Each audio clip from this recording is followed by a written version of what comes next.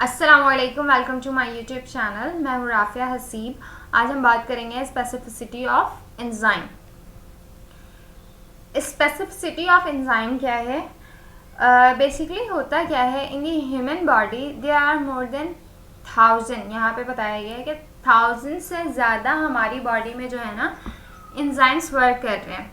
अब जो 1000 से मतलब ये मुराद है, बात यही समझ में आ रही है कि हमारी बॉडी में डिफरेंट तरह के रिएक्शंस हो रहे हैं और ऐसा नहीं हो रहा है कि हर एक के लिए एक ही एंजाइम काम कर रहा है।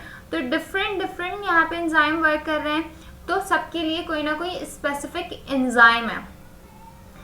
तो बेसिकली यही बात कह रहे हैं कि स्पेसिफिसिटी ऑफ एंजाइम, हमारी बॉडी में डिफरेंट तरह के एंजाइम्स हैं जो कि क्या करवा रहे होते हैं, डिफरेंट तरह के रिएक्शंस परफॉर्म करवा रहे होते हैं हमारी बॉडी में। And all work with their own substrate, सबका अपना अपना सबस्ट्रेट होता है। ठीक है, मतलब कि सब डिफरेंट हमारे पास सबस्ट्रेट है और उसका जो है स्पेसिफिक क्या है, एंजाइम है जिसके साथ वो बाइंड करके वो रिएक्शन परफॉर्म करवा रहे होते हैं। जिस तरह से मैंने आप लोगों को बताया था कि हमारे पास एक सबस्ट्रेट है लिपिड।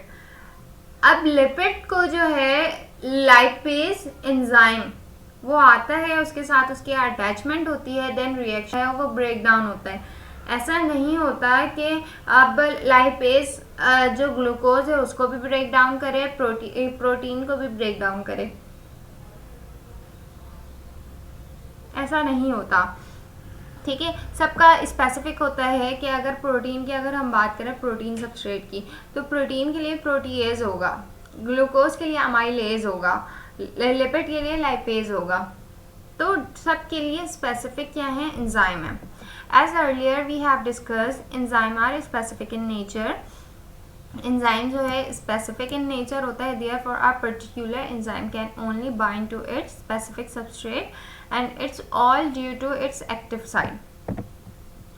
ये क्यों होता है? उसके एक्टिव साइट की वजह से होता है, क्योंकि जो एक्टिव साइट होता है वो क्या होता है, ज्योमेट्रिक शेप होता है। ज्योमेट्रिक शेप होने की वजह से जो आपका सबस्ट्रेट होता है, अब सबस्ट्रेट जो है ना वो भी डिफरेंट उसकी ज्योमेट्रिक शेप होती है, तो इसकी वजह से ये क्या होता है, स्पेसिफिक होता है।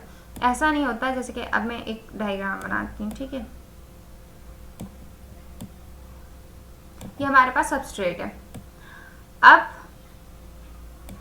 ऐसा नहीं होगा कि ये ऐसे करती हूँ, ठीक है, ये हमारे पास एंजाइम है। अब इसके साथ जो अटैचमेंट होगी वो इसकी होगी, इसके सिर्फ ज्योमेट्रिक शेप की वजह से। इसने बता दिया कि ये जो एंजाइम होता है उसका जो एक्टिव साइड होता है वो ज्योमेट्रिक शेप होता है, जहाँ पे क्या होते हैं, एक्टिव साइड होता है और उससे क्या बाइंडिंग हो रही होती है, सबस्ट्रेट की बाइंडिंग होती है, देन रिएक्शन परफॉर्म होता है।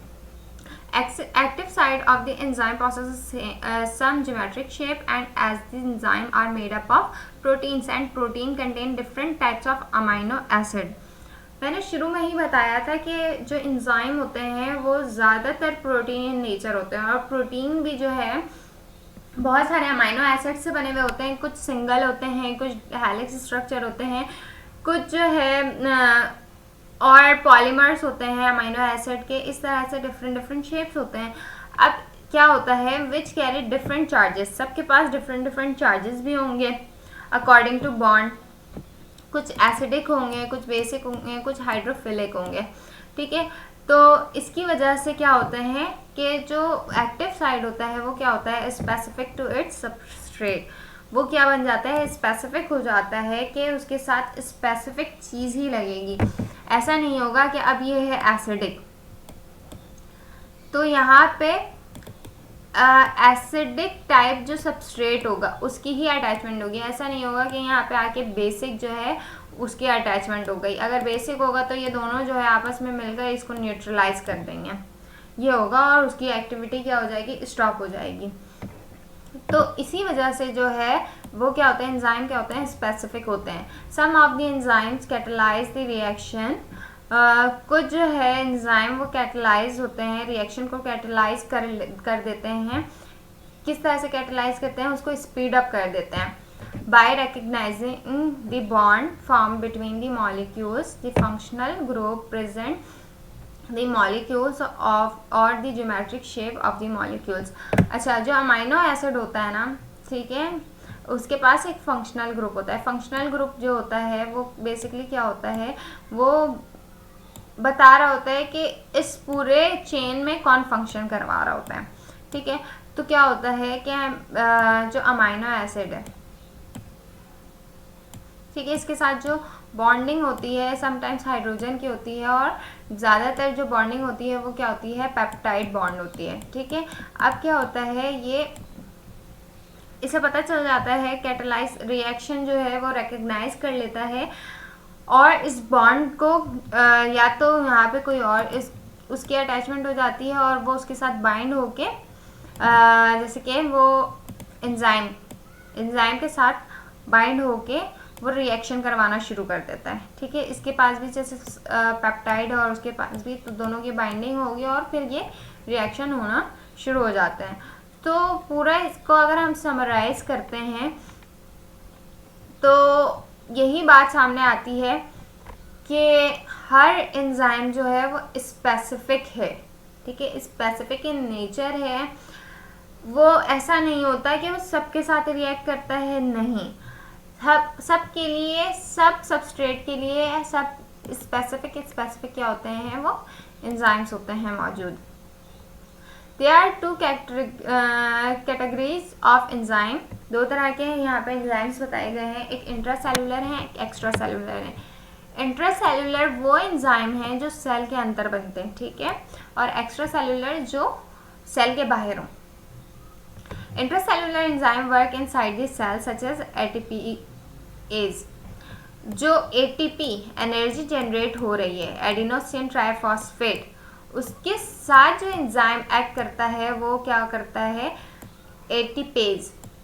अच्छा, एंजाइम को पहचानने का तरीका क्या होता है, जितने भी एंजाइम होते हैं ना उसके लास्ट में ASE आता है, जैसे लाइपेज, प्रोटीएज, अमाइलेज, एटीपीएज. इस तरह से जो है हम रिडक्टेज एंजाइम को पहचानते हैं. तो ये एटीपी कहाँ पे जनरेट हो रहा होता है, बन रहा होता है, ये माइटोकॉन्ड्रिया में बन रहा होता है. और माइटोकॉन्ड्रिया कहाँ पे मौजूद होता है, सेल के अंदर मौजूद होता है. तो ये क्या बना रहा होता है, एंजाइम इसके साथ वर्क कर रहा होता है, तो उसको हम क्या कहते हैं, intracellular enzyme. Cytochrome C reductase ETC and extra cellular enzyme, ये भी क्या कर रहा होता है, ये भी सेल के ही अंदर जो है मौजूद होता है, इलेक्ट्रॉन चेन के साथ मौजूद होता है. And some enzymes are extra cellular. अब एक्स्ट्रा सेलुलर एंजाइम्स किस तरह के होंगे, मतलब ये कि ये जो हमारा स्टमक है, ठीक है, इसमें क्या बन रहा होता है, इसकी सेल में पेप्सिन बनता है. ठीक है, सेल के अंदर पेप्सिन बना, ये भी क्या है, एंजाइम है.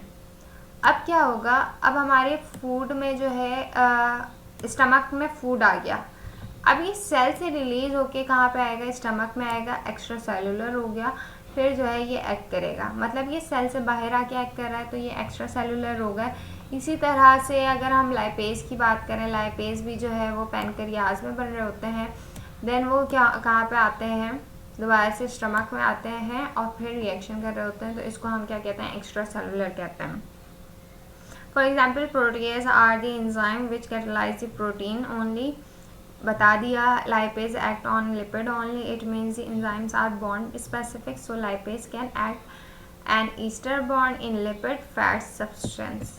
ठीक है, तो ये थी तमाम बातें स्पेसिफिसिटी ऑफ एंजाइम से रिलेटेड. उम्मीद करती हूँ तमाम बातें समझ में आई होंगी. कुछ चीज़ें अगर समझ नहीं आई हों आप कमेंट सेक्शन में पूछ सकते हैं.